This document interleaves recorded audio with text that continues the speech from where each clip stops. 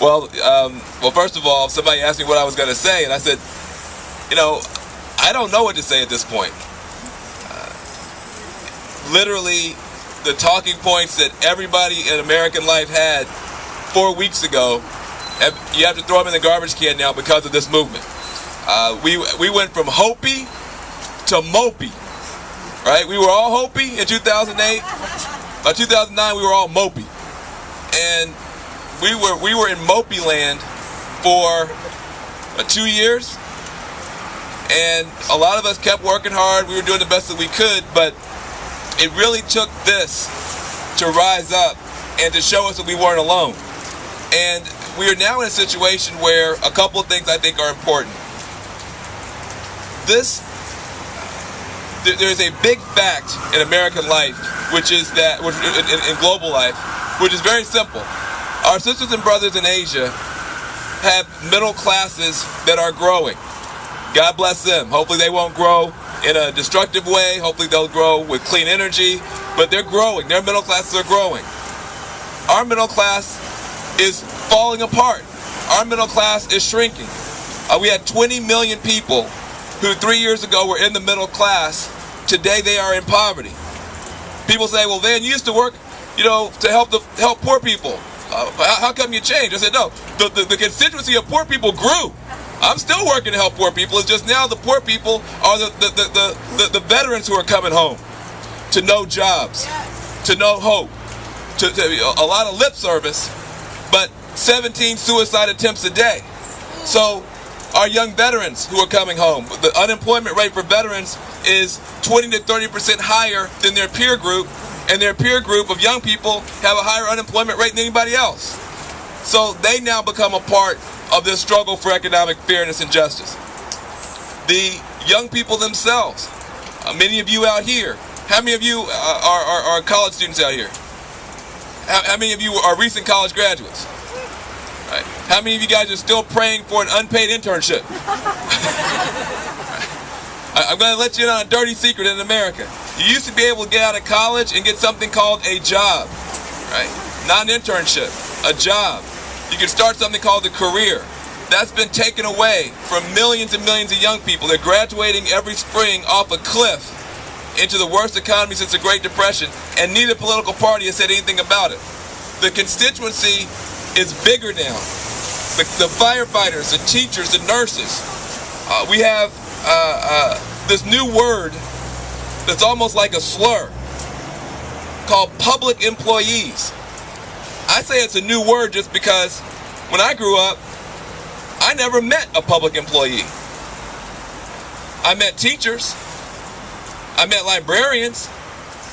I met nurses. I met firefighters. I met cops. I met people who were the backbone of the community, who we were taught to respect. These people never abandoned us in a crisis. No matter what happened, they were there. But we're supposed to abandon them. 1 million of them are supposed to be thrown under the bus in the next 12 months because we are not willing to raise taxes on the richest people ever born to keep them on the job. So the constituency of people who need real change is growing. And it's been growing steadily throughout the past 3 years, but nobody had been able to find a way to bring it to voice and to bring it to life and to give people the opportunity to express themselves. And so when this thing came out, people stood back from it. They said, you got a bunch of strange-looking young people in sleeping bags down there on Wall Street, and they're complaining about these economic issues. And the first question people asked was, well, yes, perhaps they have a legitimate complaint, but what is their proposal for derivatives reform? That's what I want to know. And it just let you know how completely tone-deaf the establishment has gotten. When people have been sitting on a white-hot stove for 3 years, you don't criticize how they holler. People sitting on a white-hot stove have a right to holler however they want to as long as it's nonviolent. And these young people and the struggling folks who stood with them were hollering about issues that you couldn't even raise in Washington, D.C. for the past 3 years, this economic catastrophe. And the first thing the establishment says is, whoa, what are their demands? What are their demands? Hold on a second. First of all, it's not for lack of demands. It's not for lack of demands, okay, that we haven't gotten things done. Every organization, progressive organization in this country has a shop or an office or a lobbyist in Washington, D.C. with demands, with proposals, with policies, with statistics, and they haven't gotten a hearing in 3 years of the worst economic catastrophe. So don't pretend that now what's been missing has been the demands. It's not the demands, it's the willingness of people with power to listen to the demands. And that's what's changing now. That's what's changing now, is that now they have to listen. So the other thing about it is, as we've gotten to know the folks, it's become very clear to me, this movement that we're building is not powerless enough to have demands. This movement is not powerless enough to have demands. Powerful people don't have demands. Powerful people have goals. They just have stuff they're doing. When you go talk to people in Wall Street, you don't go to some big Wall Street banker and say, "What are your demands?" They don't have demands. I got a plan. I'm doing stuff. I got a plan. I'm doing stuff. Powerful people don't have demands. This movement is not yet powerless enough to have demands. This movement has goals. This movement has dreams. This movement has aspirations. And that's enough, because what they tried to do was kill all the dreams off in America. They tried to kill off the American dream, kill off Dr. King's dream, make this country a place where it's no longer safe to dream. And what this movement is doing is saying, no, America will be a place where it is safe to dream again. That you say that these banks are too big to fail? No, our dreams are too big to fail. Our communities are too big to fail. The green movement is too big to fail. There are things that are too big to fail. It's not these banks. It's not these banks. And so the last thing I want to say, it's cold out here. We're going to stay out here forever. But the last thing I want to say is this. This movement has not always had message clarity. I think that's fair to say. But it has always had moral clarity. That's the key here. The moral clarity of this movement. That some things are just not okay. It's not okay for the American dream to be turned on its head. The American dream, which is that, the bad part of the American dream, which is the consumerism, the individualism, that's just the American fantasy. That everybody's going to be rich and you can just buy a bunch of stuff and be happy.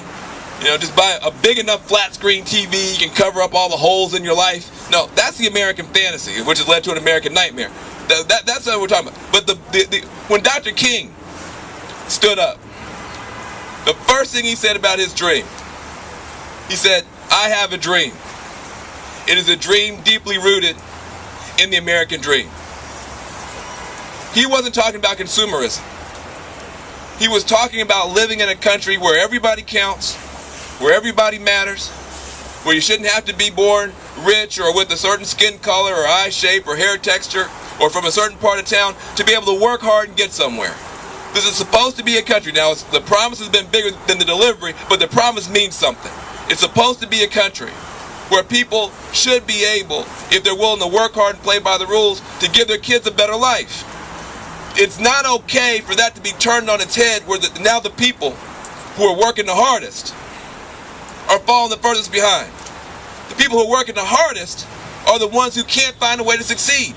The people who are obeying the rules every day, trying to make it, they're the ones who can't succeed, and the people who break the rules every day on Wall Street can't fail because somebody said they're too big to fail. That's wrong. That's wrong. And you shouldn't have to be able to produce 15 PhD degrees to be able to say something about that. Because the people with the PhD degrees have not solved the problem. The people who got all the credentials and all the education, did I say that wrong? Have not solved the problem. And so when the people who come forward now, who at least are clear about what the problem is, we should be happy. Now the moral clarity here though is important. I want to say three things about it. There now is a moral challenge for the people who don't like this movement. But there's a moral challenge for this movement too. The moral challenge for the people who don't like this movement, rather than saying, what are your demands and how are you going to, come forward with these proposals? No, you tell us why these people who are suffering are going to be helped by your proposals. You say, well, yeah, you just want more tax breaks. Well, we have the Bush tax breaks, didn't create any jobs. The Obama tax breaks haven't created jobs. The private sector is sitting on trillions of dollars of capital. They won't spend it. They won't invest it. The banks won't. So you tell us, if you don't like this movement, what is your solution that's different than what it was 4 weeks ago?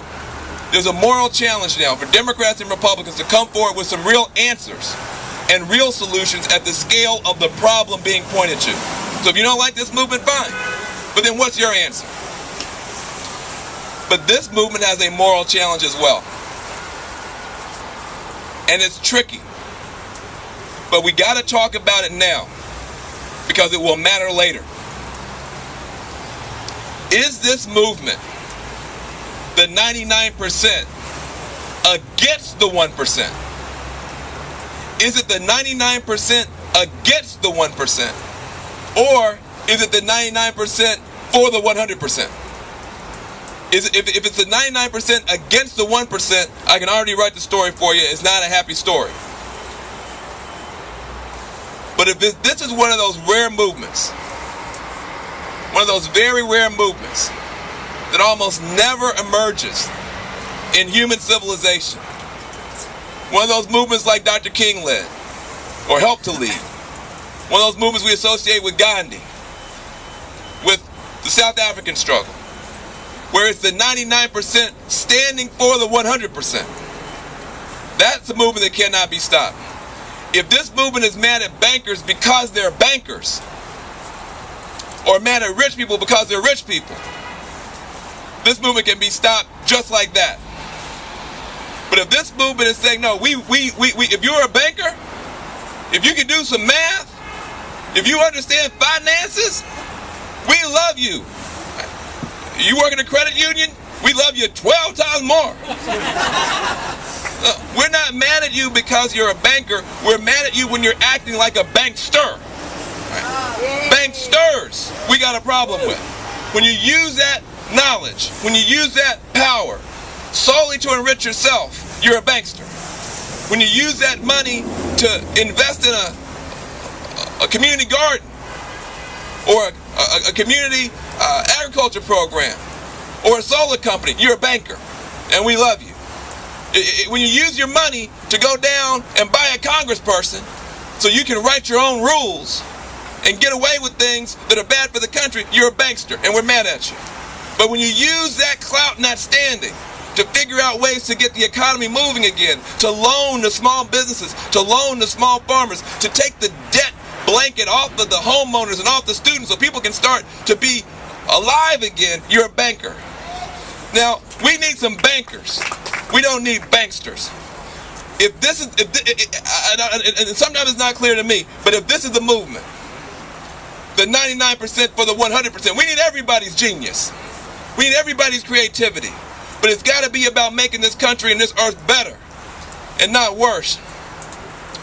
This is going to be something in the history books.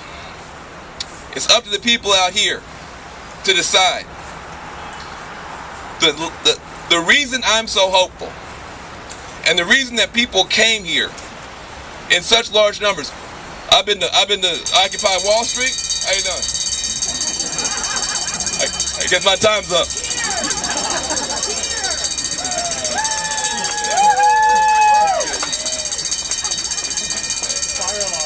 That's good. Oh, good. The new whistle. That's good. Everybody just ohm. If we were in California, everybody go ohm.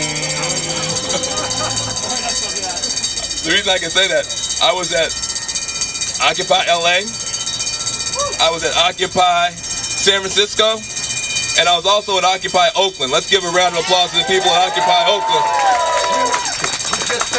We took the park in the thousands last night. Yeah, who just retook the park in the thousands last night. Now you should have made this loud earlier. So look, the reason I'm so hopeful about this movement is because when it first got started, and the folks down there on Wall Street were being ignored by everybody, and the media wouldn't give them any attention. And we were all saying, shoot, if you had 10 Tea Party people sleeping outside, it would be front page news from the first day. How can you have people sleeping outside for weeks and weeks, and the media not paying attention sent the wrong signal to some of our sisters and brothers in law enforcement. And so they thought that they could just do anything to these young protesters and nobody would care. And this was one of those moments where history hangs in the balance. What happened was, again, the media didn't cover these young people the way that they would have if it was Tea Party, so it was discrimination against them because they're young, because they're on the left, or whatever the thing was. And there were some people in law enforcement that we could treat them, we could do anything we want to. Nobody cares about these people. And so, you know the story. Police officer pulls out his pepper spray and pepper sprays two young women who are standing there doing literally nothing. They didn't even have a protest sign. They were just standing there. And they were pepper sprayed, and they fell to their knees, sobbing. That was one of those moments. The police officer didn't know when he pulled out his pepper spray that he wasn't going to hurt those young women. He was going to water a movement and create something that was going to change history. Because there was a decision that was made afterwards. They could have, people seeing that could have started throwing rocks and bottles. I believe that's what they hoped would happen. They were trying to provoke the crowd. They could have attacked, they could have done anything. But here's what they actually did. What they actually did, they stayed nonviolent. They maintained their discipline. And more than that, they came back the next day and they said, we are not fighting against the cops. Now this is extraordinary. Now you think about some of the disagreements we have with each other out here. You think about how hard it is for us to forgive each other out here. Here's somebody who's been pepper sprayed, who's been mistreated, and they're still under that threat, and they look at the police and they say, we're not fighting against the police. We're fighting for the police. We're fighting for the police. We're fighting for their pensions. They are a part of the 99% too. That was an extraordinary moment. Now that wasn't poll tested. That didn't come out of some think tank. That didn't come out of some political strategy book. That came out of the hearts of the people who started this movement. And by sounding that note, like this note, by sounding that note, they set a pathway for the rest of us to follow, which is about inclusion, which is about grace, which is about keeping the big picture in mind. You see, we're not fighting for the right to sleep outside. Really, it's really not. We're really, there's some magic in this movement. We're fighting for the right of a few people to sleep outside so that millions can sleep inside. You see, that is the genius and the magic in this movement. And if we hold fast to it, if we keep with the path that's been emblazoned, if we stay loving, if we stay nonviolent, if we keep the grace, if we keep the big picture, that we're standing for something much bigger than any clump of ground or any group of folks, but we're going to stand with fierce determination that the people be heard, then we will have a movement that can put everybody back to work. We'll have an economy that puts everybody back to work, that brings everybody together, maybe for the very first time, that uses our creativity not just to raise the issue and the problem, but to bring forward the solutions. That's the next step for this movement. I'm proud to be a part of it. Thank you very much.